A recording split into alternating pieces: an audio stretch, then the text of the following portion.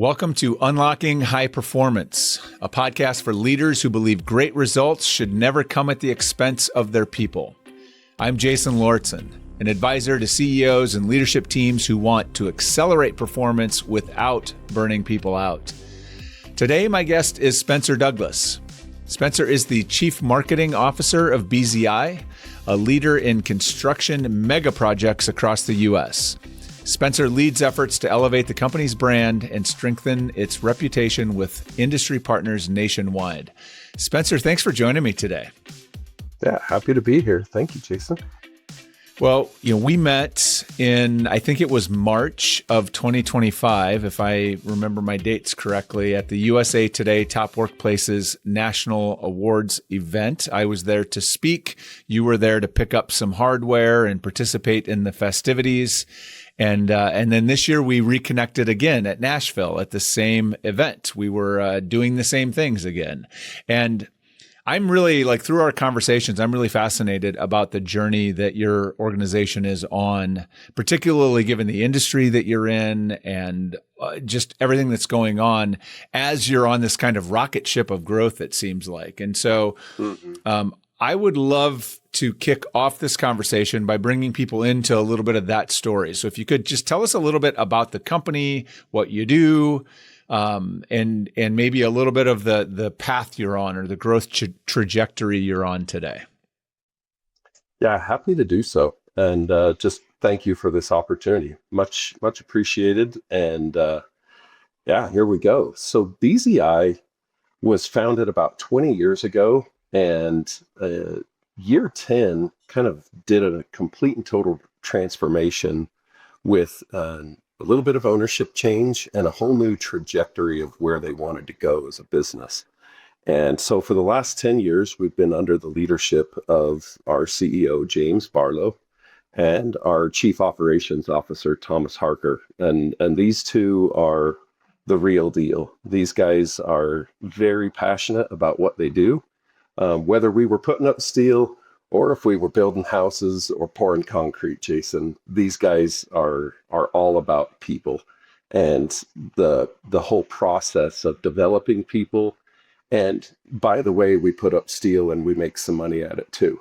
So that's kind of the fun thing about what we do at BZI is I feel like we're very focused on the people, and the construction projects that we do are coast to coast. So think of Amazon fulfillment centers, chip factories, auto manufacturing plants, cold storage warehouses. Right now, we're doing some of the largest aerospace projects that are happening across the country right now with household names that everybody's familiar with. And I won't mention them by name because I cannot, but suffice it to say, we have a team of 1,200 employees coast to coast working all across America, building infrastructure.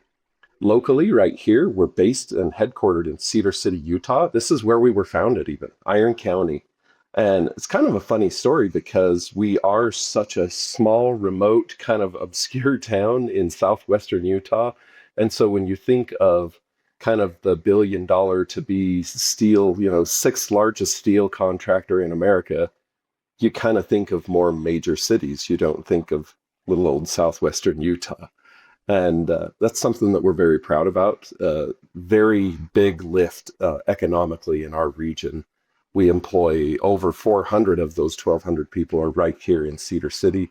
And many of the people in the field working on the front lines either have roots from this area or have joined us along the way wherever our projects were. So that's a little bit about the company, where we're going as far as size. There's so many layers to that I think are really cool and we'll get into, and I think it'll be revealed as we go through this conversation.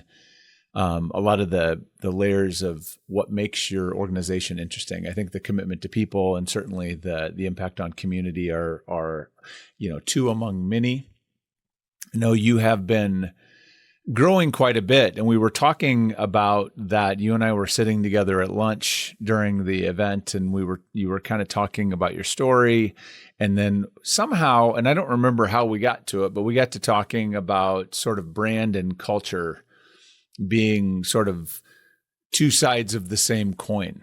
and we kind of started down the path and talking about this. And I think you and I aligned on how we think about this in a lot of ways. So that's kind of what I wanted to dig in to, because your journey, I think, related to those and that coin with those on both sides is really interesting to explore. So let me start by asking you first to share, how do you think about or understand kind of the relationship between culture and brand? Like when you're thinking about it, especially, it's not often I get to have a conversation with someone that's in the CMO seat talking about this. Often it's people from the culture side, the HR seat.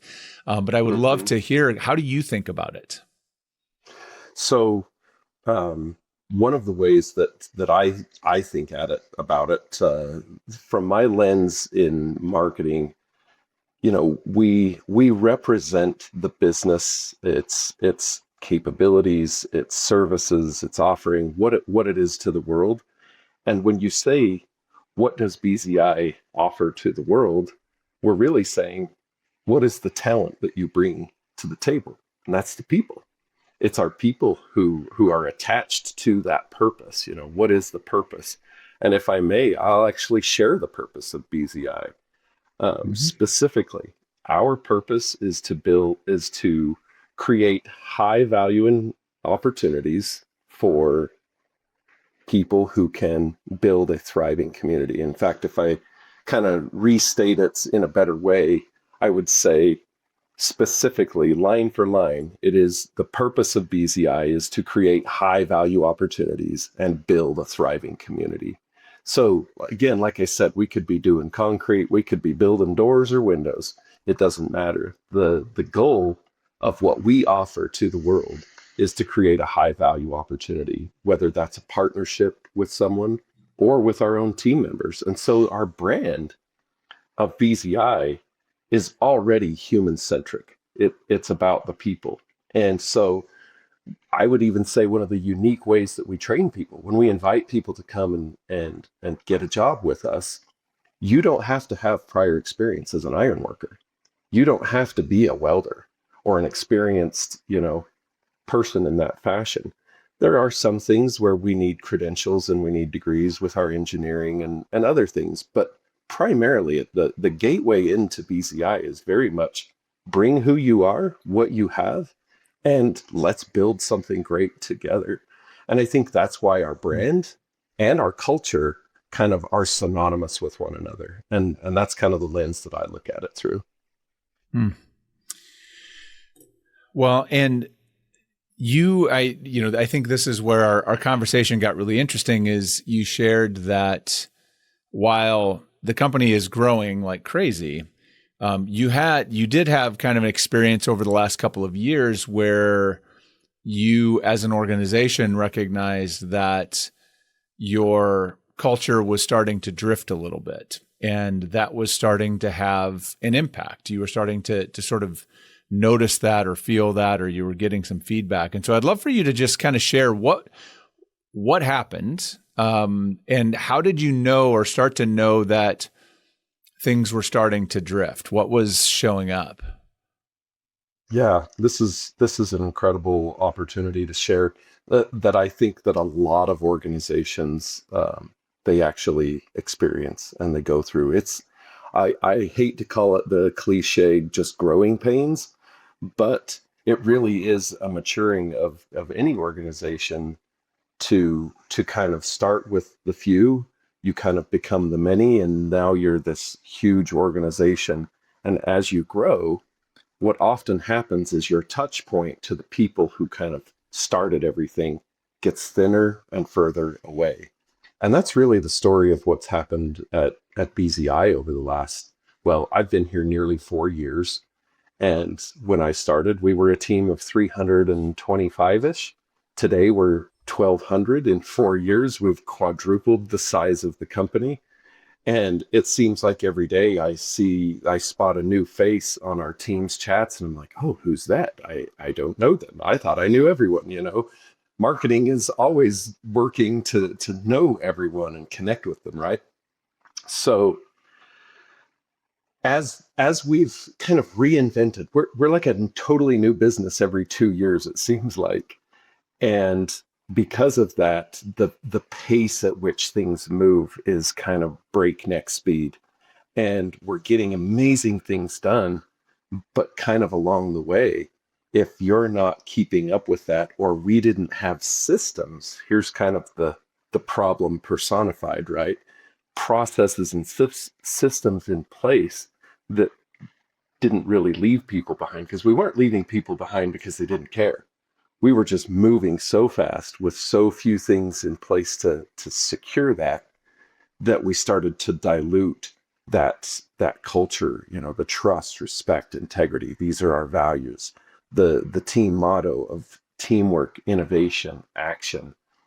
These things started to kind of falter a little bit, because now when we have a new leader in place, 5 years ago, this leader has been a direct, co-worker with the founder for many years. And you grow a little bit more, and now this guy who's the new leader, his next leader that he's put in charge is already now further removed from him, and they have a relationship. And now we're to the point where we have tremendous leaders who are not only 2 or 3, they're 4 relationships removed from this source of what made BZI great. And here's the hardest part to admit, and we're open to admit it. Our clients started saying, "Where's the old BZI? Where's that BZI that we love, that we used to have experiences with?" And it's not like we were just outright failing.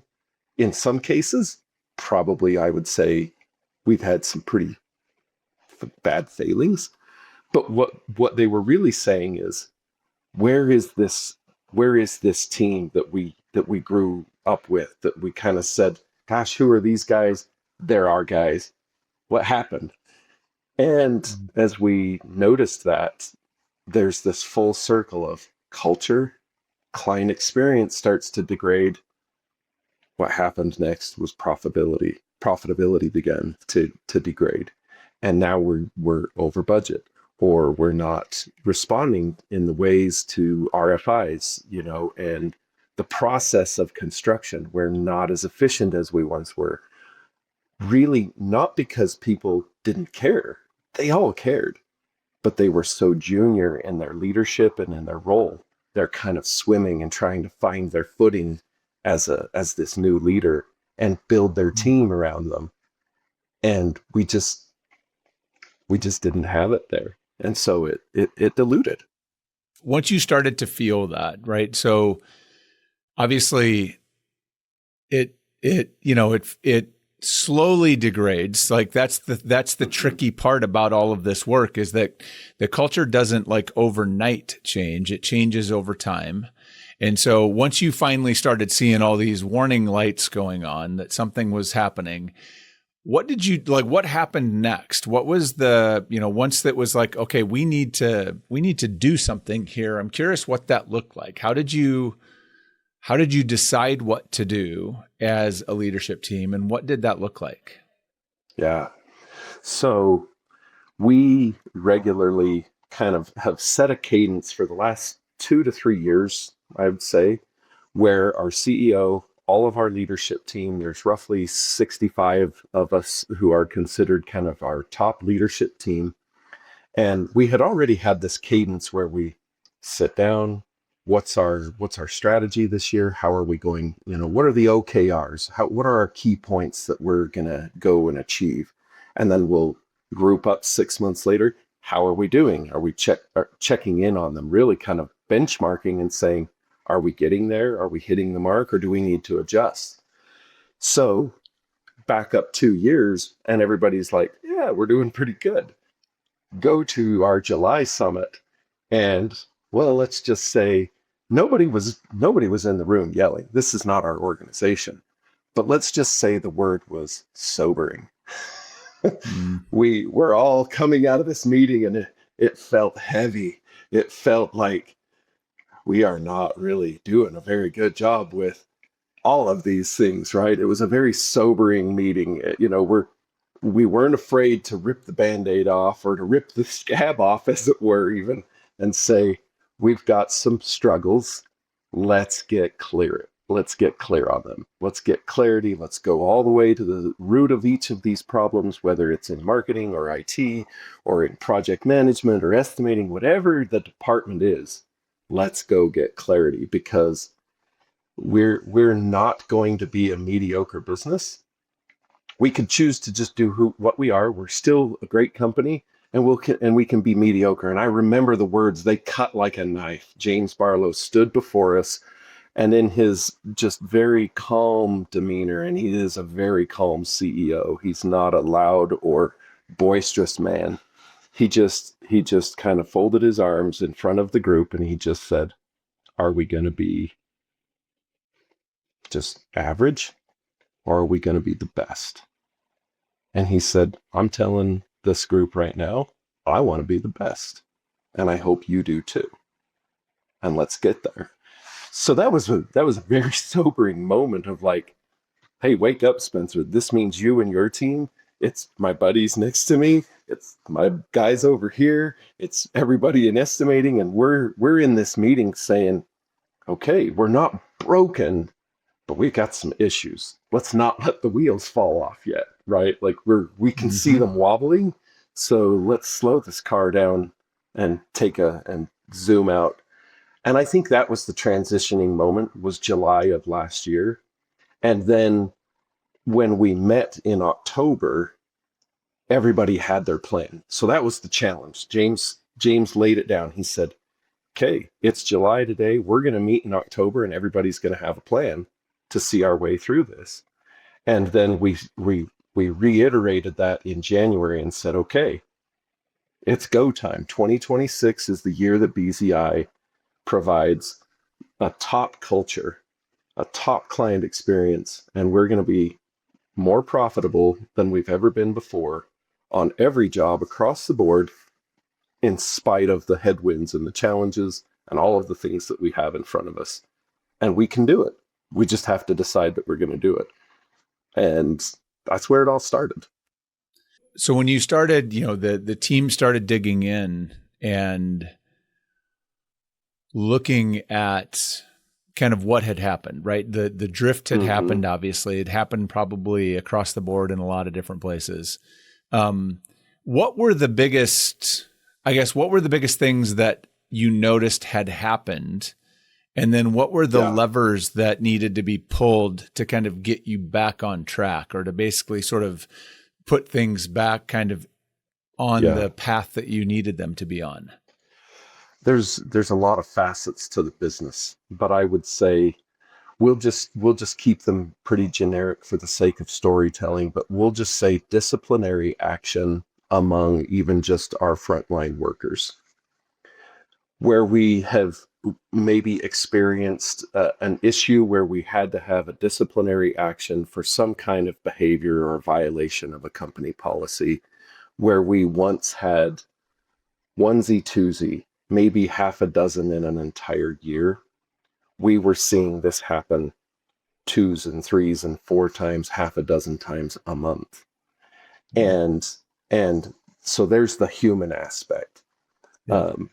And the trickiness of balancing kind of the workload. And what we also recognized was, like, we've never had so much work. We've never been so secure in our own work and our revenue flow, but we've never had such demands on the team. And we're like, okay, so it's not just team members slipping. This is the demand of the work. Well, let's focus on the work now for a second. So we know that the team's kind of stressed. We've got them revved up to like full roar. And then we're looking at the aspects of the project itself. And things are not happening the way they're supposed to. Bids and estimates are not coming back accurately. So now, instead of saying, oh yeah, we had this margin built into what we're doing, and anybody who's worked in steel construction knows the margins are razor thin. There's a lot of incredible erectors and fabricators out there. It's a great business to be in, but the margins are razor thin, and you've got to be top of your game. Sure. And our margins were slipping. In fact, what we saw was that, to the point where it wasn't just now that we're not going to make the profit that we wanted. we're not going to make any money at all. And even worse, we're not breaking even. We are losing money now. And we had, of the 40 projects that we did last year, we won on more than 50% of them. We hit our targets.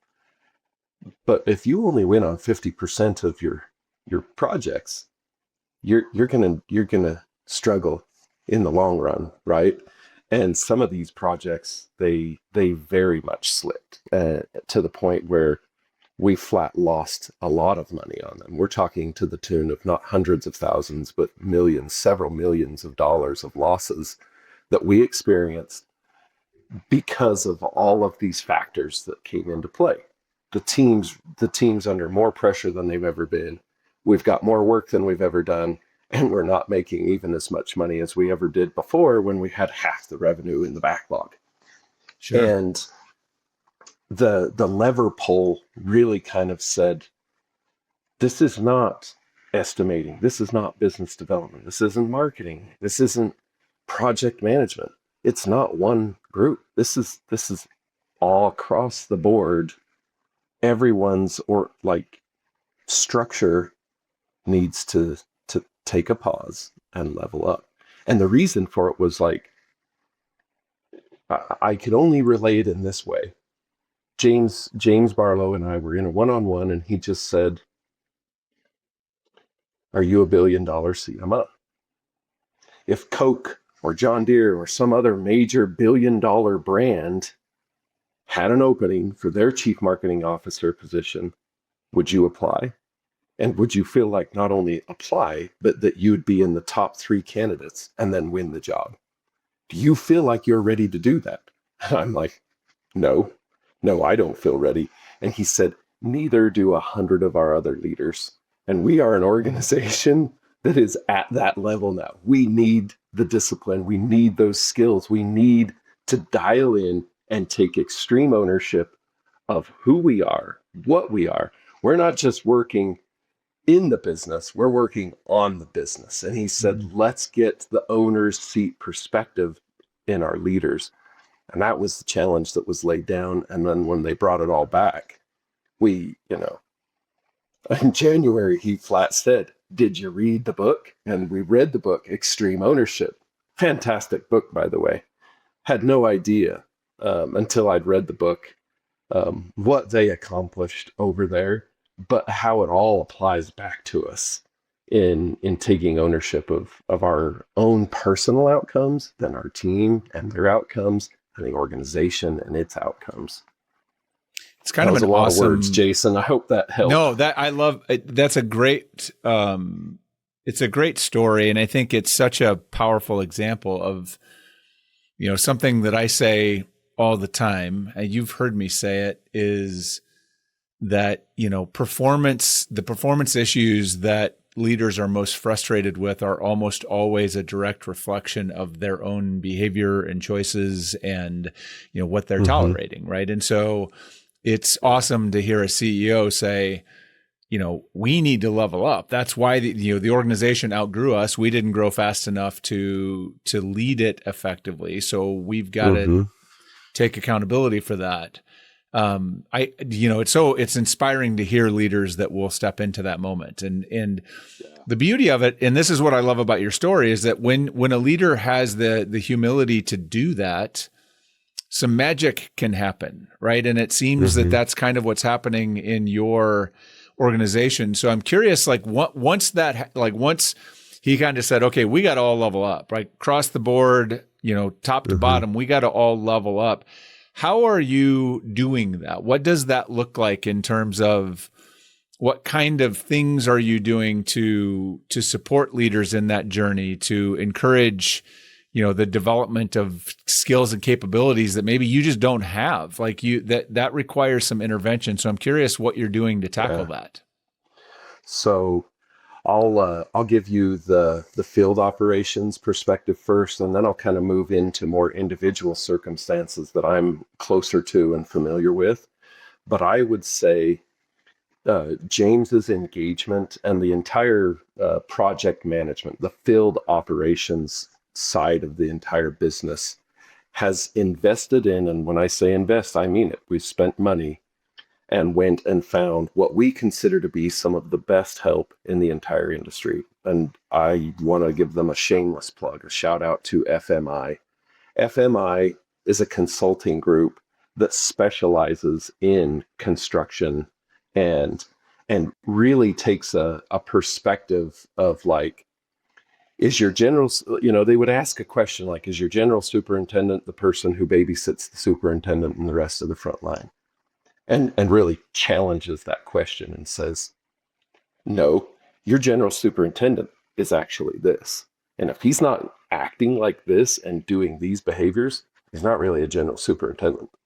Your project manager, is he acting like this? Is he doing these behaviors or even tolerating this kind of behavior? If he is, he's not a project manager. And to be able to take a perspective from professionals who have seen these problems that we're experiencing, who have found solutions or even just pathways for us to kind of open our eyes a little bit to the things that you're like, you don't know what you don't know. Right. FMI helped us know what we didn't know. It helped our project management teams, our project executives who are doing kind of a different level of project management, our estimators, they are all now much more aware of what they didn't know. And it's not like, just like James said to me, would you take that position at Coca-Cola or John Deere or some other major brand? And he's like, the reason you say no is because you don't know what you don't know. You need a coach. You need somebody who has, if not lived it, been there, done that, at least experienced it with those who have and learned those lessons and can bring them to you. And so that's the field operations side. FMI and their workflow process that they're helping us with has tremendously, our guys now talk about man hours and man hours into a project like we actually believe in it and understand it, instead of just saying, oh yeah, that's right, we need to keep those man hours in check because man hours equals dollars, right? Yep. And on a more close, place from home, we have a marketing agency. And, as I'm kind of working my way through this, am I worthy of even being in this role? Am I worthy of this title? Am I living up to it? I flat asked the question, James, why don't we have Jordan, our agency director, be the CMO? He's far better at this than I am. And he said, because Jordan doesn't want to work for BCI. He's building Arcade Partners. He's building his own enterprise. He's building his own team. He's like, Jordan's your coach. You need to look at it that way. Jordan is the expert in marketing. Learn from him. Beg for his, interaction and his questions. And I had the same thing happen with my own team member who's a graphic designer who needed to level up. And so we're like, let's plug into them here. And at one point I said, gosh, James, am I kind of the ugly duckling here? And he's just like, oh, Spencer, we have dozens of people who are connected to the right people, getting the coaching, the counseling, and the information about what they don't know that they need to know. He said, we can't reinvent wheels at this pace, Spencer. We just cannot. Yeah. We need the experts who have lived this to share it with us, and then we need our extreme ownership and our behaviors to match that and then become like them. And that's really what's kicked this whole thing into high gear. I would say, number one, like you said, the humility of the leadership to say, this is where big organizations who've gotten to a certain size either A, begin to fail, or they take a very sobering look at themselves and say, we're going to be the best. Let's go there. And the investment, both personally, financially, and the time commitment to do so, it's staggering the amount of energy that has gone into leveling us up.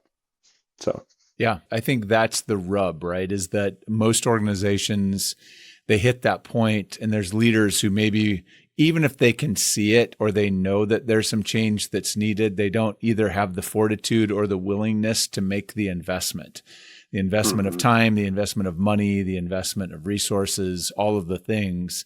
But it sounds like you're starting to reap the rewards, and momentum is building and all the things. And so it's a great case study, and I appreciate you being willing to unpack it. So what I'd love to wrap with, and you can, is I guess, to allow you to kind of reflect on what you have learned through this journey, through this experience, in terms of, just lessons maybe that you will lean into going forward, and maybe are lessons that others can learn from, as, perhaps they, in the spirit of learning from others who have been there, maybe you can share from what you've been through some lessons that others can benefit from. So what are some, maybe 2 or 3 key lessons that you're taking away from this experience over the last year and a half? Yeah.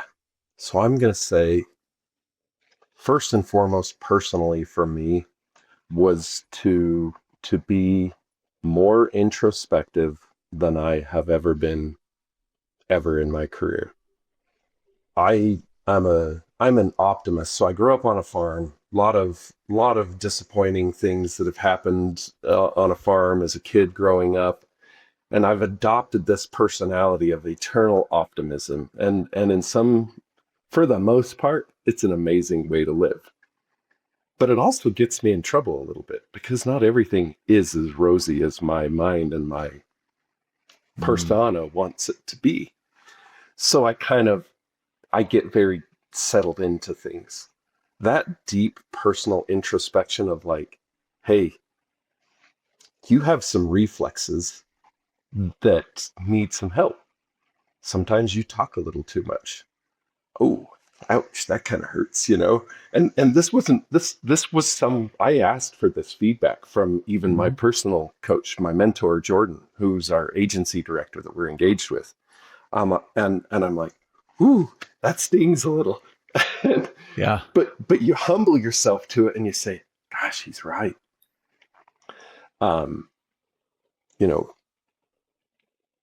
Think about what you want to say before you say it. These are my things that I'm kind of taking away, Sure. Add to this conversation rather than saying something for the sake of saying it. There's no need for us to have to feel that way. We all feel intimidated, Jason. I like, whether it's in the corporate C-suite or we're in our own team in the cubicle having an informal meeting. We all feel like we need to contribute something.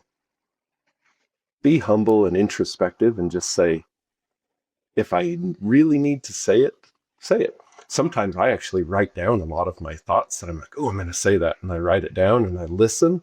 I'm like, you know what? I'm glad I didn't say that.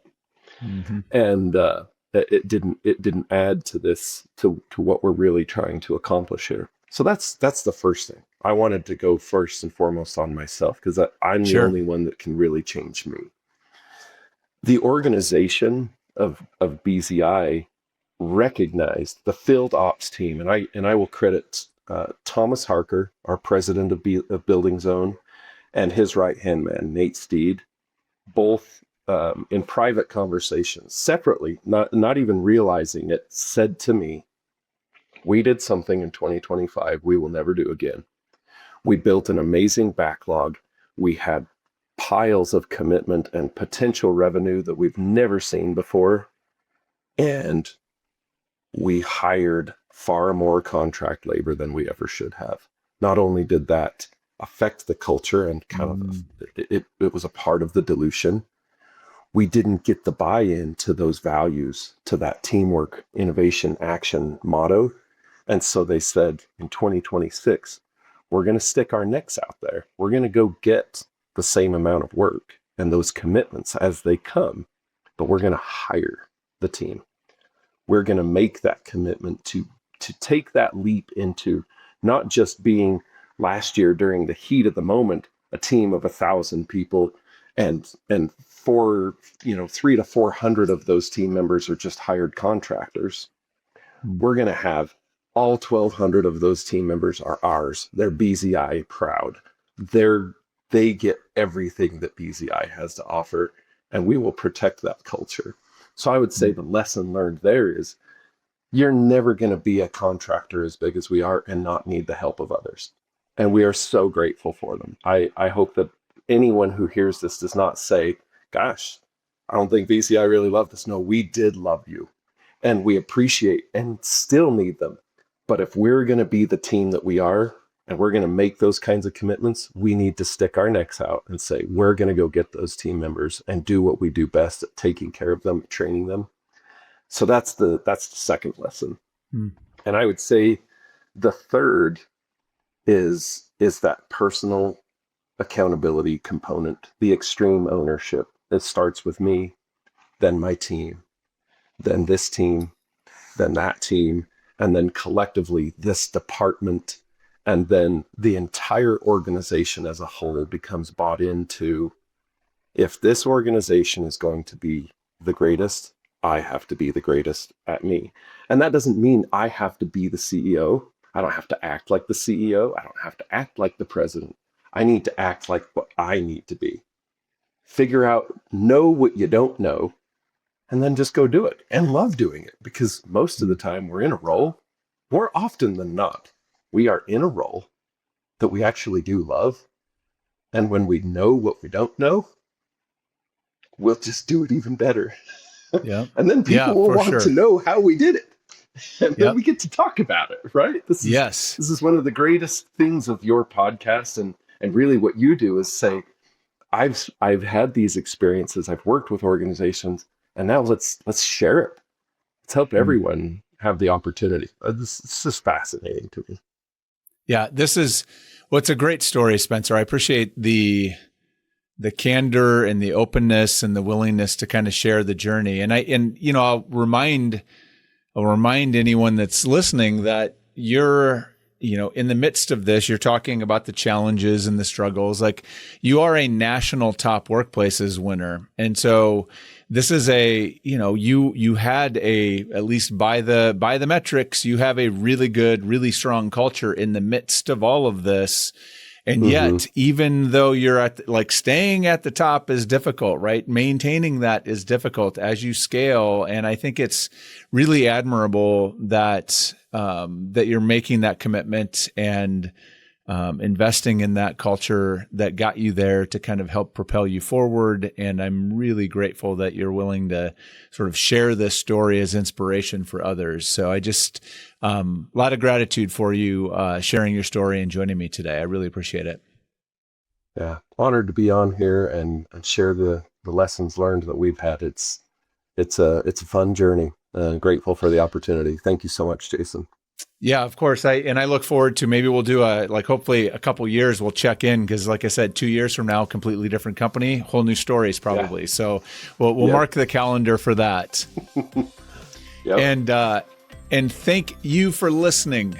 I hope you can use something from this conversation, and there was a lot in there today to help both your people and your organization thrive.